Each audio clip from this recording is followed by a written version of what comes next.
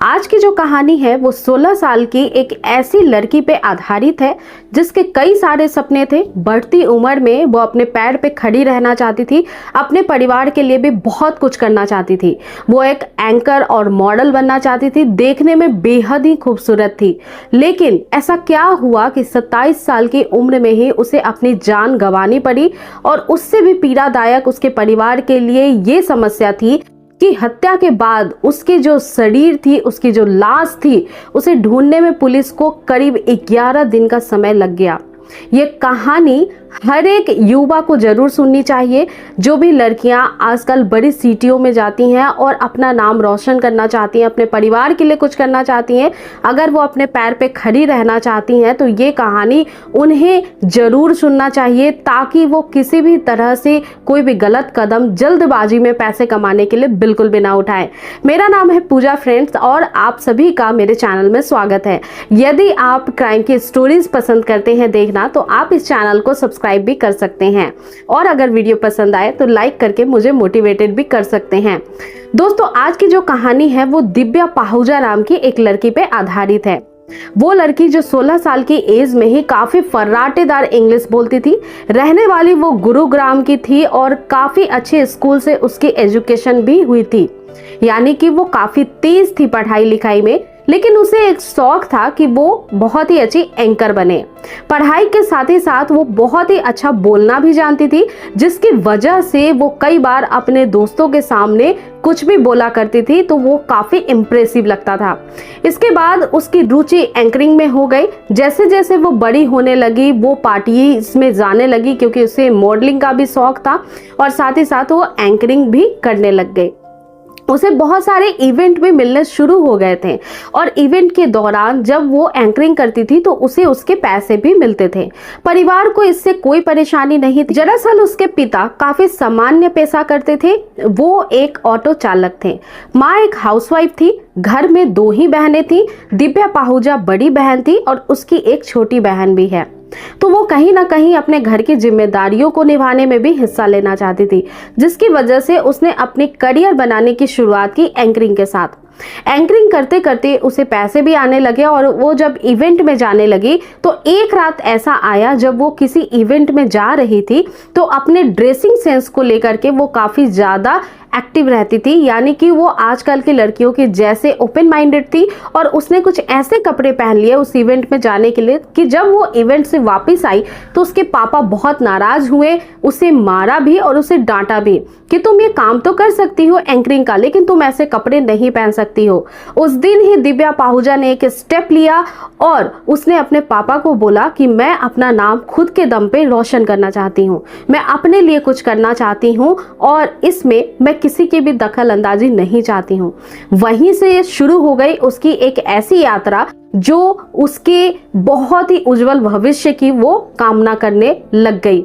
लेकिन फ्रेंड्स, ऐसी परिस्थिति में जब वो इवेंट्स ज्वाइन करती थी, इवेंट्स करती थी, तो उसका एक बॉयफ्रेंड बना जो कि गैंगस्टर था। अब ये जो बॉयफ्रेंड था वो उसे एक बर्थडे पार्टी में ले करके जाता है। बर्थडे पार्टी में उसे एक और भी गैंगस्टर से मुलाकात होती है जो उसके बॉयफ्रेंड से भी बड़ा गैंगस्टर था। अब ये जो गैंगस्टर था उसके काफी ज्यादा केसेस हरियाणा में दर्ज हैं, लगभग 40 से ऊपर मामले हैं। इसमें कई तरह के संगीन अपराध भी हैं उसके ऊपर। लेकिन दिव्या पाहुजा तो उसके चकाचौंध की दुनिया से, उसके खर्च करने के तरीके से इतनी इम्प्रेस हो गई थी कि वो उसे अपना दोस्त बना लेती है। और कुछ दिन बातों का सिलसिला आगे बढ़ता है और दिव्या पाहुजा उस बड़े गैंगस्टर की गर्लफ्रेंड बन जाती है। उस बड़े गैंगस्टर का नाम था संदीप गडौली, जिसकी 2016 में मौत भी हो चुकी है। वो पुलिस के एनकाउंटर में मारा जा चुका है। अब पुलिस एनकाउंटर में जब उसके बॉयफ्रेंड की डेथ हो जाती है, क्योंकि वो एक बड़ा गैंगस्टर था और उसके पीछे पुलिस पड़ी ही रहती थी, पुलिस ने बॉम्बे में जा करके उस गैंगस्टर को एक होटल में जा करके शूट किया था। लेकिन एक छोटी सी स्टोरी यहाँ पे ये होती है कि जब वो बड़ा गैंगस्टर अपनी गर्लफ्रेंड को लेकर के बॉम्बे भाग जाता है, क्योंकि उसके पीछे पुलिस पड़ी हुई थी, वो कई सारे मामलों में संलिप्त था, तो जो ये गर्लफ्रेंड थी उसकी दिव्या पाहुजा, ये जो विटनेस है वो बन जाती है पुलिस की, यानी कि पुलिस को ये सूचना देने लगती है कि वो कहाँ पे है, किस जगह पे है, और वो मुखबिर का काम करती है। और ये काफी गुपचुप तरीके से होता है, क्योंकि पुलिस उसको विश्वास में लेती है, उसे ये कहती है कि तुम्हारा बॉयफ्रेंड जो है वो बहुत बड़ा गैंगस्टर है और तुम इसका साथ दोगी तो कहीं ना कहीं फंस जाओगी, इस वजह से तुम इसका साथ मत दो और इससे दूरी बनाओ और हमें बताओ कि ये कहाँ पे है ताकि हम उसे पकड़ सकें। तो दिव्या पाहुजा जो थी उसकी माँ भी उसे कन्विंस करती है और माँ और बेटी मिल करके, क्योंकि वो अपने बॉयफ्रेंड के साथ ही रहती थी, ज्यादातर घूमा करती थी, तो इस बार बॉम्बे की यात्रा में भी वो उसके साथ ही थी। वो सारी ही तमाम इंफॉर्मेशन अपनी मम्मी को देती है और उसकी जो माँ होती है वो पुलिस को सूचना देती है और पुलिस इस तरह से ट्रेस करते हुए बॉम्बे के एक होटल में जाकर के एनकाउंटर कर देती है उसके बॉयफ्रेंड का। जब एनकाउंटर हो रहा था उस समय जो दिव्या पाहुजा थी वो वॉशरूम के अंदर होती है। जैसे ही वो वॉशरूम से निकलती है वो थोड़ा चीखती हैं, चिल्लाती हैं, लेकिन सबसे पहली बात यह है कि दिव्या पाहुजा जैसे ही वॉशरूम से निकलती है उसको अरेस्ट कर लिया जाता है मुंबई पुलिस के द्वारा, क्योंकि जो हमारा संविधान है उसके अनुसार जब भी किसी स्टेट को चेंज करके कोई भी पुलिस जो है वो टीम लेकर के दूसरे स्टेट में किसी मुजरिम को पकड़ने जाती है तो जिस स्टेट में वो जाती है वहां के आला अधिकारियों से उनको परमिशन लेना पड़ता है, उन्हें जानकारी देनी पड़ती है।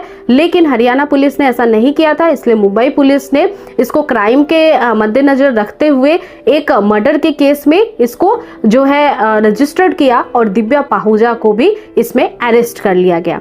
अरेस्ट होने के बाद लगभग 7 साल वो जेल के अंदर ही थी और हाल फिलहाल अभी 8 महीने पहले उसकी बेल हुई थी।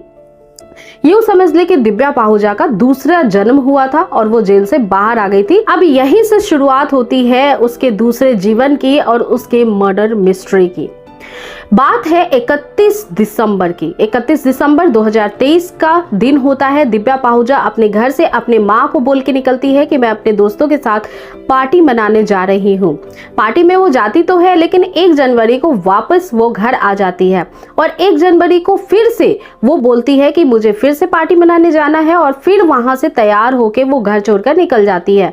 माँ को पता नहीं होता है कि वो किस फ्रेंड्स के साथ जा रही हैं, वो उसे जाने की अनुमति दे देती है। जब दिव्या पाहुजा पार्टी मनाने निकलती है तो माँ ये सोचती है कि हर बार की तरह पार्टी मनाने गई है, वो वापस आ जाएगी, वो बोल के गई है कि मैं आज ही वापस आऊंगी। लेकिन दिव्या पाहुजा उस दिन वापस नहीं आती है। रात के काफी ज्यादा टाइम हो जाते हैं तो उसकी जो छोटी बहन थी वो बहुत चिंता करने लगती है और वो नजदीकी पुलिस स्टेशन पे जाती है ये कहने के लिए कि मेरी बहन गायब है, लापता है और बहुत टाइम हो गए हैं, वो घर वापस नहीं आई है, देर रात हो गई है, आप उसे ढूंढने में हमारी मदद करिए। लेकिन पुलिस वाले केस रजिस्टर्ड उस समय नहीं करते हैं। उन्होंने कहते हैं कि आप थोड़ा इंतजार करिए और सुबह तक अगर वो नहीं आती है तो फिर से आप हमें आकर के इन्फॉर्म करिए, हम आपका केस दर्ज कर लेंगे। जब 2 जनवरी आ जाता है तब दिव्या पाहुजा घर नहीं लौटती है। लेकिन इसके अलावा भी एक कहानी वहीं के गुरुग्राम के एक होटल में भी चलती रहती है और इस होटल का नाम रहता है सिटी पॉइंट। सिटी पॉइंट का मालिक होता है अभिजीत, जो बहुत पैसे वाला होता है और इस होटल में वो करीब रात को 9 बजे 1 जनवरी को आकर के रिसेप्शन पे ये कहता है कि मेरे रूम में किसी की लाश पड़ी हुई है लड़की की, आप तुरंत ही जाओ और पुलिस को कांटेक्ट करो और यहाँ पे बुला लो। जो होटल स्टाफ होते हैं, जो रिसेप्शनिस्ट होता है, वो बात सुनकर ये काफी ज्यादा घबरा जाता है और वो सोचने लगता है कि अब क्या करूं, क्योंकि वो होटल लीज पे जो टेम्परेरी मालिक था कोई और था। 20 दिन पहले ही वो होटल लीज पे गई थी, अभिजीत ने किसी को लीज पे दिया था। तो वो सोचता है कि पहले मैं जो प्रेजेंट मालिक है इसके उनको कॉल लगाता हूँ। तो वो जो होटल लीज पे ले रखे थे उनको कॉल लगाता है, उनको होटल पे बुलाता है कि जो ये होटल के मालिक है वो कह रहे हैं कि यहाँ पे किसी का मर्डर हुआ है, उनके रूम में किसी लड़की की लाश पड़ी हुई है, हमें क्या करना है। तो होटल मालिक भागा भागा सा होटल में आता है। फिर वो रिसेप्शनिस्ट से कंफर्म करता है कि क्या वो अभिजीत सर ही थे, क्या उन्होंने आकर के ही कहा है कि उनके रूम में लड़की की लाश पड़ी हुई है। क्योंकि वो होटल का ऑनर था तो उसके लिए हमेशा ही एक रूम बुक रहता था और वो बुक नंबर था 114। तो जब ऐसा वो सुनता है तब उसे लगता है कि पुलिस को तुरंत सूचना देनी चाहिए। वो तुरंत ही पुलिस को कॉल करता है और पुलिस आ जाती है। जब पुलिस गुरुग्राम के इस होटल में आती है तो वो तुरंत ही कमरा नंबर 114 में जाती है और वो देखती है कि कमरे में कोई भी लाश नहीं है, कमरा बिल्कुल नॉर्मल है। तब उसे लगता है कि पुलिस का समय जो है बर्बाद किया गया है। वो होटल मालिक को भी बोलता है, वहां के स्टाफ को भी बोलता है कि आप ऐसी सूचना, फेक सूचना हमें ना दें, क्योंकि 1 जनवरी थी, काफी सारे लोग पार्टी मनाते हैं, कोई ऐसी वारदात ना हो जाए, इसलिए हम तो आ गए हैं इस बार, लेकिन आप पहले श्योर हो जाइए फिर हमें बताइए। उस समय पुलिस इतना बोल करके चली जाती है। अब बात शुरू होती है 2 जनवरी को, जब दिव्या पाहुजा नहीं मिलती है घर वालों को, तो उसकी छोटी बहन और उसके परिवारजन जाते हैं पुलिस चौकी पे और एक FIR दर्ज करा देते हैं। जब पुलिस पूछताछ करती है उसकी बहन से, तो उसके पास नंबर तो नहीं होता है, लेकिन इस अभिजीत का नाम उसे पता होता है और वो किस होटल का मालिक है वो भी उसे पता होता है। होटल सिटी पॉइंट वो बताती है कि इस व्यक्ति के साथ मेरी बहन पार्टी मनाने गई थी, लेकिन वो अभी तक वापस नहीं आई है। तो पुलिस की एक टीम परिजन को लेकर के होटल पहुंचती है और होटल जाने के बाद वो वहां पे इन्वेस्टिगेट करती है। वहां के स्टाफ्स को बोलती है कि इनकी बहन मिसिंग है और यहाँ का जो होटल ऑनर है उसी के साथ वो बाहर निकली थी। इस बात पे वहां के स्टाफ का माथा ठनकता है। अब वहां के जो होटल स्टाफ होते हैं वो CCTV कैमरे को खंगालना शुरू करते हैं। वहां पे दिखाई देता है कि करीब सुबह, यानी कि 2 जनवरी को सुबह 4:18 पे दिव्या पाहुजा उसी होटल ऑनर के साथ इंटर कर रही है। रिसेप्शन पे वहां पे एंट्री वगैरह, कुछ ID वगैरह सबमिट कराने के बाद वो होटल ऑनर के साथ ही कमरे की ओर जा रही है। बस यहीं से अब पुलिस जो है वो सचेत हो जाती है और फिर वहां पे एक और भी फुटेज आता है कि रात 9 बजे होटल के जो रिसेप्शन होता है वहां पे वो अभिजीत जो ऑनर था वो जाता है और वही वो टाइम था जब अभिजीत बताता है कि मेरे रूम में एक लाश पड़ी हुई है। और पुलिस आते हैं, उस रूम को चेक करते हैं, वहां पे कुछ भी नहीं मिलती है। लेकिन जब इस बार पुलिस वाले चेक करते हैं तो वो होटल स्टाफ से पूछते हैं, तब होटल स्टाफ बताता है कि 111 कमरा नंबर भी अभिजीत सर हो सकते हैं उसमें, क्योंकि उसमें ठहरते थे वो। तो 111 रूम नंबर को अब चेक किया जाता है। जब होटल के 111 नंबर को चेक किया जाता है तो अभिजीत वहीं पे मिलता है। वो एक 57 साल का व्यक्ति है, पैसे वाला तो है, शादीशुदा भी है, लेकिन वो नशे का आदी है। वो कोकीन की लत करता है, वो ड्रिंक भी करता है और वो उस समय भी नशे की हालत में ही लेटा हुआ था। पुलिस इस वजह से 111 रूम नंबर में दबिश देती है, क्योंकि पुलिस को फुटेज में कुछ ऐसे भी जो इमेज हैं वो मिलते हैं जहां पे 2 व्यक्ति उस होटल रूम से एक लड़की को, जो कि काफ़ी ऐसी अवस्था में है जो कुछ कर नहीं पा रही है, बिल्कुल ही मृत अवस्था में दिखाई दे रही है, और उसे वो ले जाते हैं, शिफ्ट करते हैं होटल के बाहर एक कार में। इस वजह से पुलिस की जो इस समय तक की इन्वेस्टिगेशन थी, जो वो दिव्या पाहुजा को ढूंढ रही थी, जो उसे शक था, वो अब यकीन में तब्दील होने लगता है और वो कमरा नंबर 111 में जाकर के उस होटल के मालिक को पकड़ दबोचती है। फिर जब वो पकड़ में आता है तब वो ये बताता है, क्योंकि उस समय भी वह नशे में ही था, उसने ये बताया कि हाँ, मैंने एक लड़की का मर्डर किया है। रात को मैंने रिसेप्शन पे भी बताया था, लेकिन कोई भी पुलिस को नहीं बुला पाया, जिसके कारण मैंने अपने ही 2 खास व्यक्तियों को पंजाब से बुलाया और उस लड़की को उसके हवाले कर दिया। अब वो लड़की कहाँ पे है, उसने उस लड़के का क्या किया, वो दोनों व्यक्ति कहाँ पे है, उसे कुछ भी नहीं पता है। पुलिस जो अभिजीत है उसको तो अरेस्ट कर लेती है, लेकिन अब पुलिस की सबसे बड़ी जो इन्वेस्टिगेशन होती है, सबसे बड़ी जो तलाश होती है, वो दिव्या पाहुजा के बॉडी की होती है। परिवारजनों ने फुटेज में देख ही लिया था कि जो लड़की को घसीटते हुए ले जा रहे हैं वो दिव्या पाहुजा ही है, क्योंकि उसके कपड़े वगैरह जो सेम थे जो वो घर से पहन के निकली थी।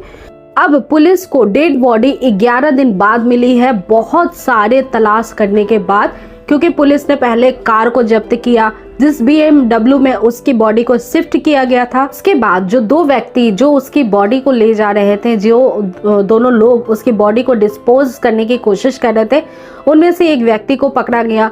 फिर उससे द्वारा जो पूछताछ हुई है उससे पता लगा, इन सभी चीजों में 11 दिन का समय लगा पुलिस को, हरियाणा की पुलिस को, गुरुग्राम की पुलिस को, और अब जा करके उसकी जो बॉडी है वो एक पंजाब के नहर से बरामद हुई है, जो कि काफी ही दयनीय अवस्था में है, बहुत ही ज्यादा खराब कंडीशन में है। लाश सड़ने लगी है, लेकिन उसकी फोटो जो है परिजन को भेजी गई तो उसकी जो टैटू थी जो उसके बैक पोर्शन पे थी, पीठ के तरफ थी, उससे परिवार वालों ने ये पता कर लिया है कि हाँ ये दिव्या पाहुजा ही हैं। अब इसके आगे की जो इन्वेस्टिगेशन है उसमें क्या क्या होने वाला है, कुछ महत्वपूर्ण जानकारियां जो आएगी वो जरूर मैं आपके साथ शेयर करूंगी। अगर आपको ये कहानी पसंद आई है तो प्लीज़ आप मेरे चैनल को सब्सक्राइब कर सकते हैं। और एक बहुत इम्पॉर्टेंट जो बात मैं आपको बताने वाली हूँ, युवाओं के लिए जल्दीबाजी में कभी भी किसी पे भी विश्वास ना करें, बहुत जल्दी पैसे कमाने के चक्कर में ना रहे। दिव्या पाहुजा एक बहुत कम उम्र की लड़की थी, 16 साल से ही उसने बहुत बड़े सपने देखना शुरू किए थे, लेकिन उसने गलत तरीके द्वारा जो अपने सपने को है उसको अंजाम देने की कोशिश की। पहले उसने एक गैंगस्टर के साथ दोस्ती कर ली, दूसरी बार उसने जो दोस्ती की जिसको बॉयफ्रेंड बना लिया वो एक बहुत ही बड़े एज का व्यक्ति था, लगभग दुगनी एज का था, और उसके साथ उसने संबंध बना लिए। अब जो पुलिस की पूछताछ हुई है इसमें उसका जो बॉयफ्रेंड, प्रेजेंट बॉयफ्रेंड जो कि 57 साल का एक व्यक्ति है अभिजीत, उससे पूछा गया कि मारने का क्या रीजन था, तो उसने ये बताया है कि दिव्या पाहुजा के मोबाइल में कुछ ऐसी अश्लील फोटोज थी जो कि मैं उसे डिलीट करने के लिए कह रहा था, लेकिन वो डिलीट नहीं कर रही थी। इसी वजह से मैंने उसको 1 जनवरी को बुलाया, मैंने समझाने बुझाने की कोशिश की, लेकिन फिर भी उसने उस फोटोज को डिलीट नहीं किया। इसकी वजह से मुझे गुस्सा आ गया, मैं नशे में था और मैंने फायर कर दिया अपने ही लाइसेंसी गन से, जिसकी वजह से उसकी मौत हो गई। तो अब आप ही सोचिए, मेहनत करके आगे बढ़ना बहुत ज़्यादा अच्छा होता है शॉर्टकट तरीके से। तो उम्मीद करती हूँ पसंद आई होगी आपको कहानी। पसंद आई है तो लाइक ज़रूर करिएगा। मिलते हैं फिर नेक्स्ट वीडियो में नई कहानी के साथ। Thank you.